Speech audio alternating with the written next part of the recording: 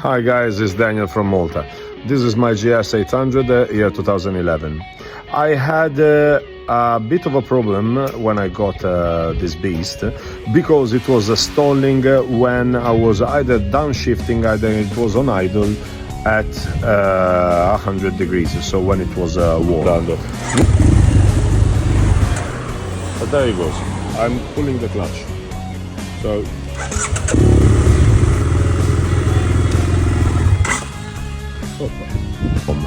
when it was cold, I had no issues at all. At the beginning, I thought that the mixture was too lean, so it had to be enriched.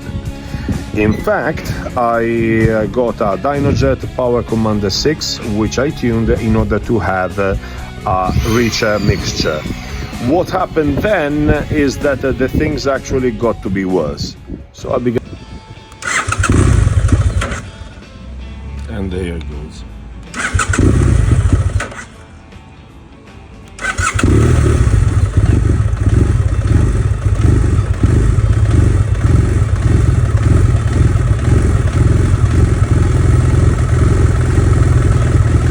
Now at this point, I remember that I found a video online of a guy who was exactly with this very issue, and his problem was due to the throttle position sensor, which was not calibrated or not working properly. I checked mine with the Dynojet, and the throttle position sensor was fucking perfect.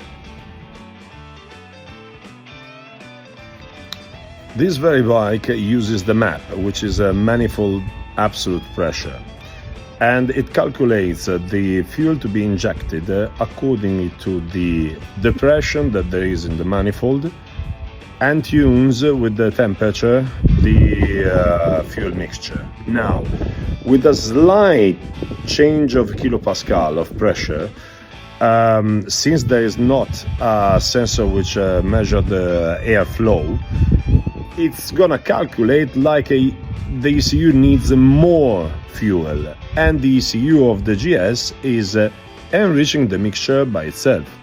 And this is the reason why, even if I'm using an open filter and open exhaust, it stalls like it's richer.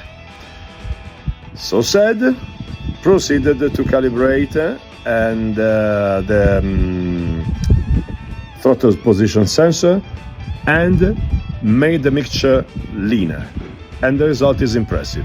Holding very good in idle, 1250. I managed to get a more than decent torque on the mid-low, even if it will be done once I will have the collectors 2-in-1 with the 2-in-1 next to the heads and not that far away. And there is a lot of power coming at 4,500. 4,500 in second gear, you feel the spin of the wheel. Just by the engine, it's making the beginning of the wheel. So it's spinning super beautifully. Now is great. It's a beast. From 4.5 onwards, is an airplane.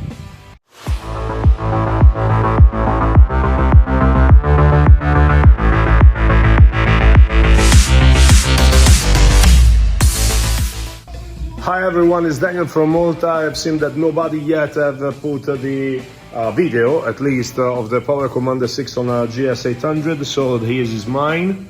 Open a Krapovich exhaust, a cane and filter, the rest is all stock, apart some aesthetic modification.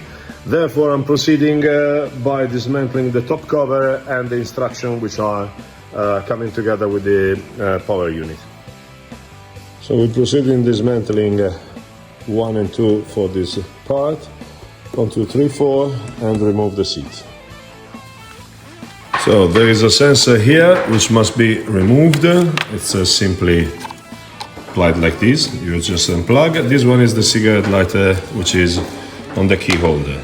Now we proceed in removing 1, 2, and the battery, so 3 and 4 as well.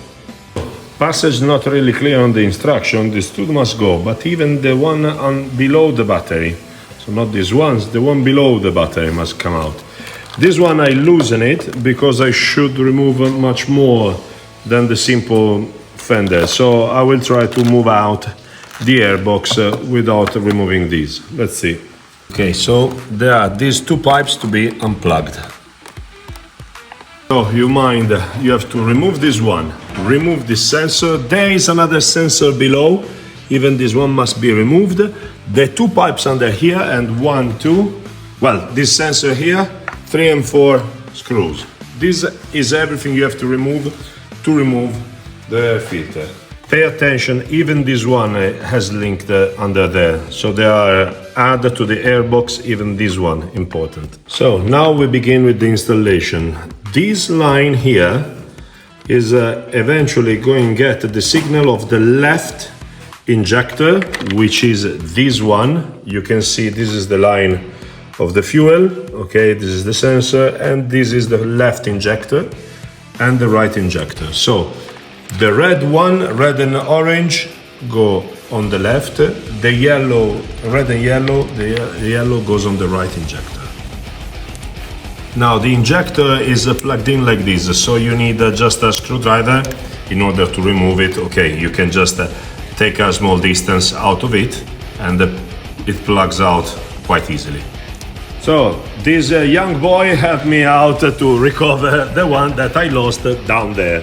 So be careful, random accent. So now we will remove this cover. Behind here there is the throttle position sensor, which has to be taken in consideration as well.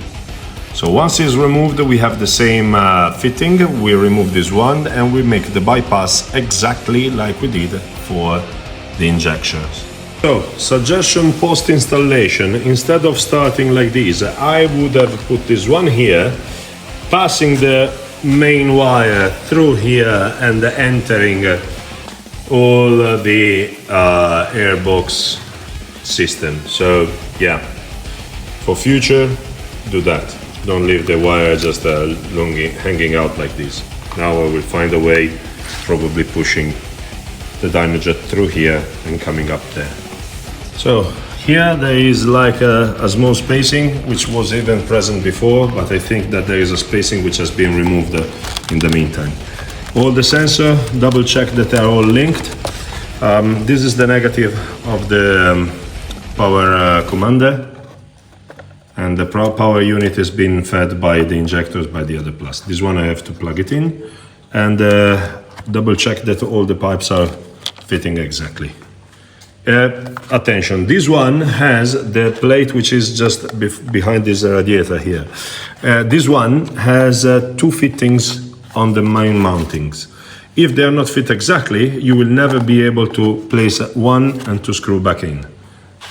The rest is almost done. So from the position I passed, this negative is ending exactly sized on the battery. Now I'm gonna put the last two bolts and we're gonna give a try. Okay, since I have been careful, I already reinstalled everything. This one was the noise of the... it's probably in gear.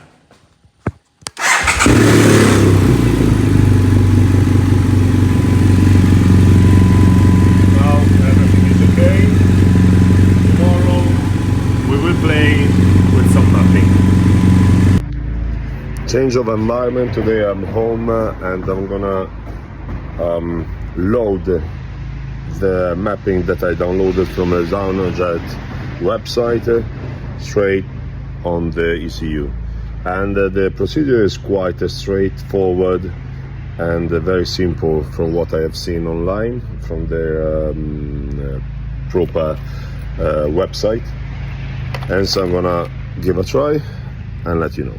So with the engine off, the Power Commander is on because it's linked with the USB. You have to open the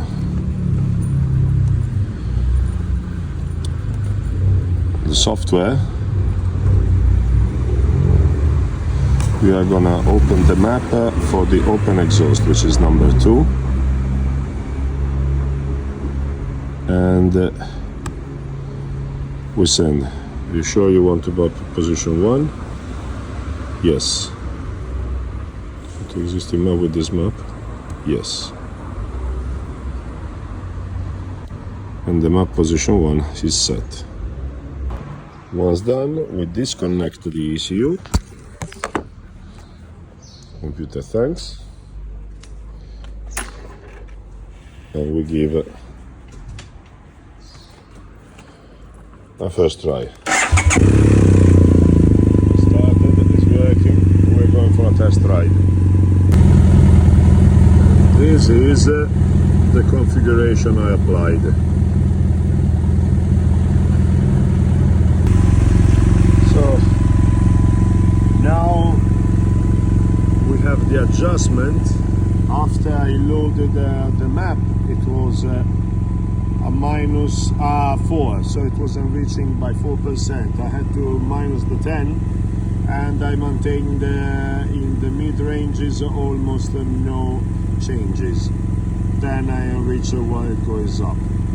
That is the map that I designed for.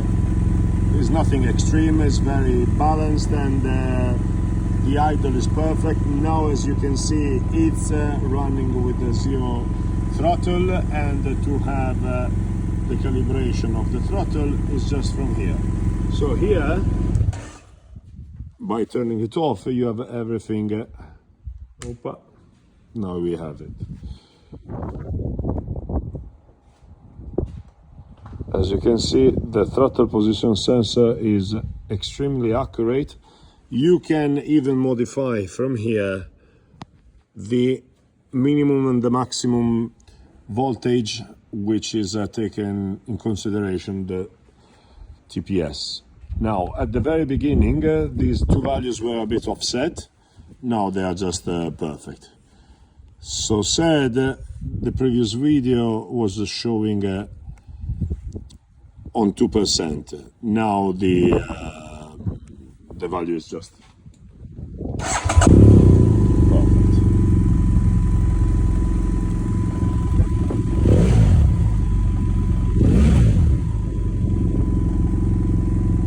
And there we go.